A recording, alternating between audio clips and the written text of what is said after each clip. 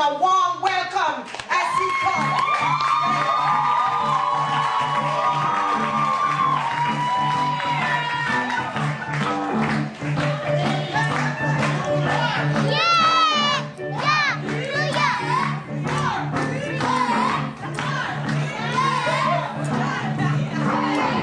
The Partridge family over there. If you guys see me using this, it's some notes that I have. I'm not texting anyone or whatever, okay? So I'm not being rude. Obviously, I'm very happy to be here. I am a community member of Ajax. I've lived here for just about 11 years. And I have a family here, and I have many great blessings from living here and many concerns on the positive side, mostly, that I'd like to share with you.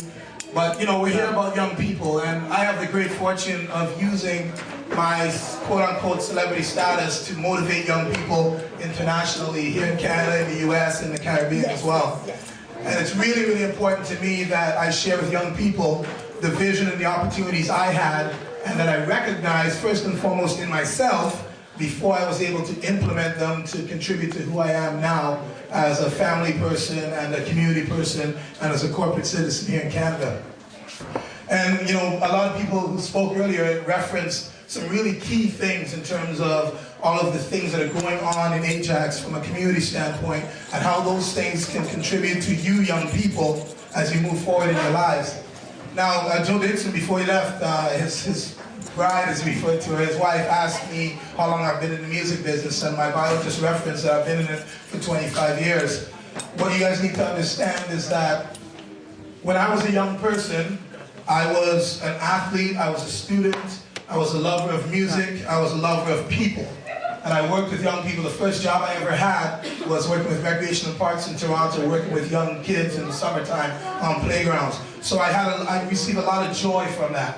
And the reason I'm bringing that to your attention is that everything I did then and learned throughout my life through the great wisdom of my mom in terms of how she parented are things that I am right now. Farley is an extension of those things. Those things are an extension of Farley. And that's what young people, I would like to encourage you to think from that perspective. When you occupy your mind with productivity and ideas and initiatives and challenges, things that are meaningful, challenging, and pleasurable to you, that are not harming you or anyone else, what happens is your mind, it becomes active and you start to use your mind in its greatest capacity. And guess what? When you learn to do that, you become unattractive to negativity. Unattractive to negativity. So what that means is people who prey on idle young people, people who don't have a vision for themselves, people who don't know what they want to be, who they want to be, why they want to be what they want to be, you become attractive for everything from bullies to drug dealers to people who want to exploit you sexually in any way, shape, or form. Because you are not focused and you're not showing that you have a designated path that you've chosen. When somebody is determined and focused and working day to day towards improving their circumstance, they become unattractive to negative people who might want to prey on them. Negative people want easy work.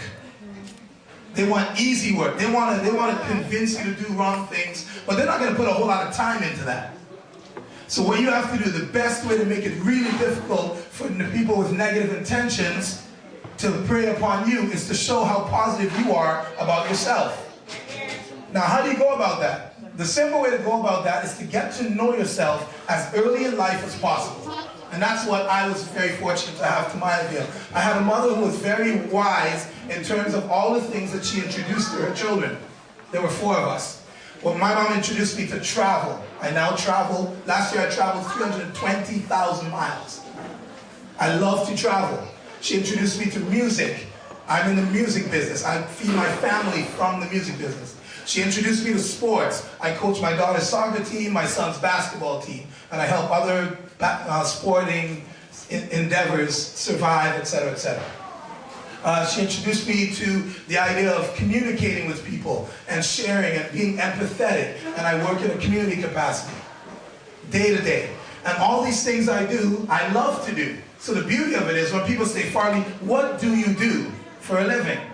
And I say, no, it's not like that. I live for what I do. Because when I wake up on Monday morning, guess what? I feel like everybody else feels on Friday afternoon. You guys understand that? When I wake up on Monday morning, I'm so energized and curious and full of anticipation of what's going to happen today. What's going to happen tomorrow, the next day, the next week, the next month, the next year. So because those things are an extension of who I am, all of us have interests. If you like soccer, if you like music, if you like math, if you like whatever you like, those things are supposed to energize you and create interest and curiosity, so that when those things pass you by, you don't let them pass you by as one fleeting thought. You hold on to them, you find out more about them. Recently, I went to Switzerland last year, and before I was going, I mentioned to my mom that I'd be going. And she said, I said I was really excited to go there, I'd seen pictures, etc., etc. And she said to me, "You were there." I said, "Really?" She said, "Yeah, when you were 2 years old, I was born in England. When you were 2 years old, we took you to continental Europe, and we went to Switzerland and to France and to Italy and all these places. But I was too young to consciously remember.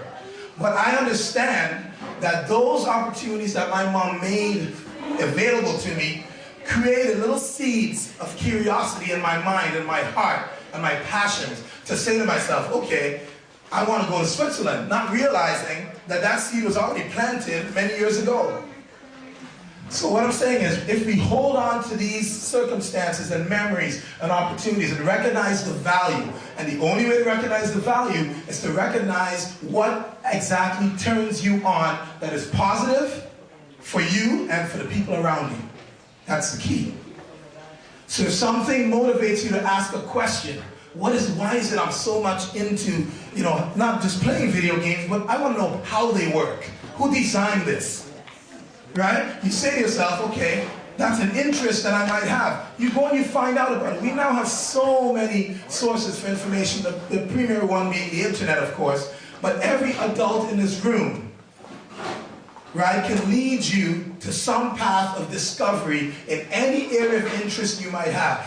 So you have to recognize in yourself that it's important that you're interested in something, and important enough that you pursue that interest. And guess what? Your mind starts to be occupied with positivity. Because when somebody says, let's skip math class and go to the mall, you're too busy. You want to be in math class and then go find out how video games were designed. You're busy. Your mind is active. When a guy's trying to get your phone number, or you're trying to get a girl's phone number, and you get this, and you've got an exam to study for, and somebody says, let's go here, let's go there, let's do this, let's do that, right? You're too focused to be taken off your path. I had a really balanced life in terms of my social interests, my athletic interests, and my academic interests. I thought they all should benefit one another because I knew what my ultimate goal was. And I had a balance between the understanding through the discipline my mom offered me and the importance of studying and learning in all capacities, not just learning in school. But if I saw a car go by that I thought was interesting, I wanted to know who makes that car, how long has it been out, where was it designed. Now I love cars. So it's all about holding on to that. And it's really important because from a social standpoint, we're in a very unique circumstance here in Ajax. We have what's called a bedroom community in Ajax. Does anybody know what that means? Any of the young people know what that means? What a bedroom community is, it means that the people who are working, your parents, right? They live in Ajax, but they work in Toronto, which means all they're really doing is sleeping in Ajax. And that's a problem. You guys understand that? Because a lot of our parents and people like myself, I don't work 9 to 5, fortunately, but those who work 9 to 5, if you live in Toronto, you got to leave home at 7 a.m. Right? Some people 6:30 a.m. If you guys have seen the highway at 6 o'clock a.m. at Brocken 401, it's busy. People are leaving from Ajax and beyond to get to Toronto. 2 hours of travel, for instance. Right? That means there's another 2 hours to get back home. And guess what? It means you guys are on your own when you get out of high school at 2 o'clock, right? And your parents are not home until 7 o'clock, 7:30, 8 o'clock in some cases. What are you doing with that time? What are you doing with that time? Are you doing something productive, something that's contributing to your next phase of your endeavor or your goal? If you look back at last week and see that you have accomplished nothing towards your dream, you are sleeping. Amen. Simple as that. You're sleeping on yourself. Because guess what? The employers out there, the banks out there, the people you will be doing business with that help to support your dream,